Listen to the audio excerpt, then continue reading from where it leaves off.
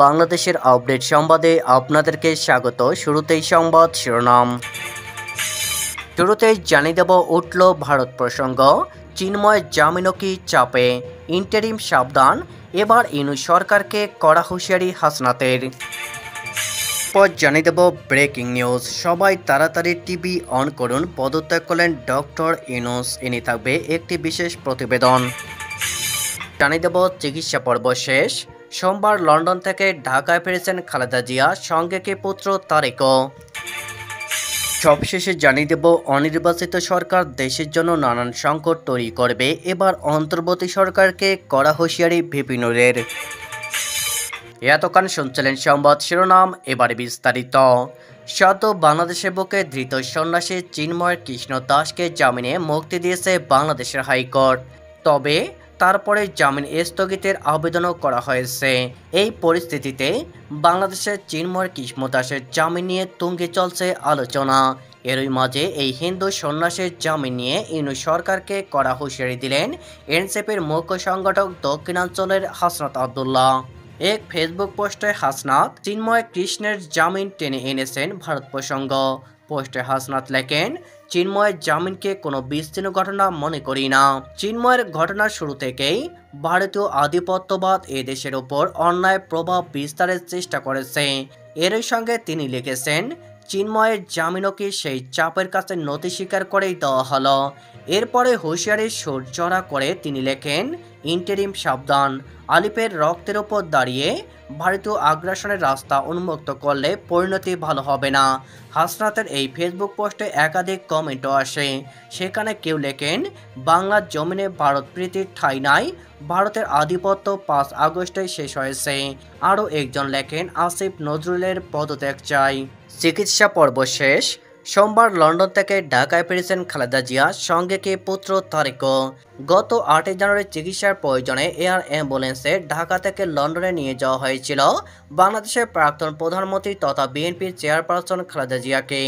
4 মাসের চিকিৎসায় পুরোপুরি সুস্থ হয়ে উঠেছেন তিনি। বাংলাদেশের প্রাক্তন প্রধানমন্ত্রী তথা বিএনপির চেয়ারপারসন বেগম খালেদা জিয়া আগামী সোমবার ঢাকায় ফিরতে পারেন বলে তার দলের তরফে জানানো হয়েছে। তবে খালেদার সঙ্গে তার পুত্র তথা দলের কার্যনির্বাহী চেয়ারম্যান তারেক রহমানও দেশে ফিরবেন কিনা সে বিষয়ে শুক্রবার বিএনপির নেতৃত্ব সরাসরি কিছু জানায়নি। বিএনপির সর্বোচ্চ নীতি নির্ধারক কমিটির সদস্য AZM জাহিদ হোসেন শুক্রবার বলেন, ম্যাডামের শারীরিক অবস্থা আগের চেয়ে ভালো। সবকিছু ঠিকঠাক থাকলে আগামী 5 মে তিনি দেশে ফিরবেন। তারেকের স্ত্রী পেশায় চিকিৎসক জোবাইদা রহমান এবং খালেদার প্রয়াত কনিষ্ঠ পুত্র আরাফাত রহমান কোকোর স্ত্রী শর্মিলা রহমানও সোমবার একই বিমানে ঢাকায় ফিরবেন বলে জানিয়েছেন জাহিদ। গত 6 আগস্ট মোহাম্মদ ইউনূসের নেতৃত্বাধীন অন্তর্বর্তী সরকার শপথ নেওয়ার পরেই খালেদা জিয়ার বিরুদ্ধে সব মামলা তুলে নেওয়া হয়েছিল। তার কারাদণ্ড মওকুফ করে দিয়েছে রাষ্ট্রপতি মোহাম্মদ শাহাবুদ্দিন। অন্যদিকে শেখ হাসিনার জমানায় গ্রেপ্তারি এড়াতে লন্ডনে স্থায়ীভাবে বসবাস শুরু করেছিলেন তারেক রহমান। গত 8 জানুয়ারি খালেদা লন্ডনে পৌঁছানোর পর তারেকের সঙ্গে তার সাক্ষাৎ হয়েছিল। 7 বছর পরে পুত্রের মুখোমুখি হয়ে আপ্লুত হয়ে উঠেছিলেন খালেদা জিয়া। সম্প্রতি ডক্টর মোহাম্মদ ইউনূস অন্তর্বর্তীকালীন সরকারের প্রধান উপদেষ্টার পদ থেকে সরে দাঁড়িয়েছেন শীর্ষক একটি দাবি সামাজিক যোগাযোগ মাধ্যমে প্রচার করা হচ্ছে। রিউমার স্ক্যানার টিমের অনুসন্ধানে জানা যায়, ডক্টর ইউনূস প্রধান উপদেষ্টার পদ থেকে সরে দাঁড়িয়েছেন শীর্ষক দাবিটি সঠিক নয়, বরং কোনো তথ্য প্রমাণ ছাড়াই ব্লগ স্পটের বিনামূল্যে ডোমেন সাইট ব্যবহার করে প্রকাশিত ভুয়া সংবাদ সত্য দাবিতে প্রচার করা হয়েছে। এ বিষয়ে অনুসন্ধানে প্রচারিত ফেসবুক পোস্টগুলোর কমেন্টের সূত্র ধরে একটি সংবাদের লিঙ্ক দেওয়া হয়েছে। উক্ত লিঙ্কে প্রবেশ করলে দেখা যায় এটি আমার দেশ 247 নাম ব্যবহার করে ব্লগ স্পটের বিনামূল্যে একটি ডোমেইন সাইট হিসাবে তৈরি করা হয়েছে। সাইটটিতে দৈনিক জাতীয় আমার দেশ এর লোগো ব্যবহার করা হয়েছে, যদিও এটি দৈনিক পত্রিকাটির কোনো ওয়েবসাইট নয়। কথিত এই সংবাদে দাবি করা হয়, বাংলাদেশের অন্তর্বর্তীকালীন সরকারের প্রধান উপদেষ্টা ডক্টর মোহাম্মদ ইউনূস আকস্মিকভাবে পদত্যাগের ঘোষণা দিয়েছেন। দাবি করা হয়, জাতীয় টেলিভিশনে এক জরুরি ভাষণে ডক্টর ইউনূস বলেন, আমি সবসময় দেশ ও জনগণের কল্যাণে কাজ করার চেষ্টা করেছি, তবে বর্তমান রাজনৈতিক পরিস্থিতি এবং বিভিন্ন পক্ষের চাপের কারণে আমি আমার দায়িত্ব থেকে অব্যাহতি নিচ্ছি। অথচ রাষ্ট্র টেলিভিশন বিটিভিতে এমন কোনো ঘোষণার তথ্য মেলেনি। দাবিটির বিষয়ে আরও অনুসন্ধানের প্রাসঙ্গিক কিওয়ার্ড সার্চ করে মূলধারার গণমাধ্যম এবং বিশ্বস্ত সূত্রগুলো এ সংক্রান্ত কোনো তথ্য পাওয়া যায়নি। অনির্বাচিত সরকার দেশের জন্য নানান সংকট তৈরি করবে বলে মনে করেন গণ অধিকার পরিষদের সভাপতি নুরুল হক নূর। তিনি বলেন, আমরা সবাই সংস্কার চাই, কিন্তু নির্বাচিত সরকারের বিকল্প নেই।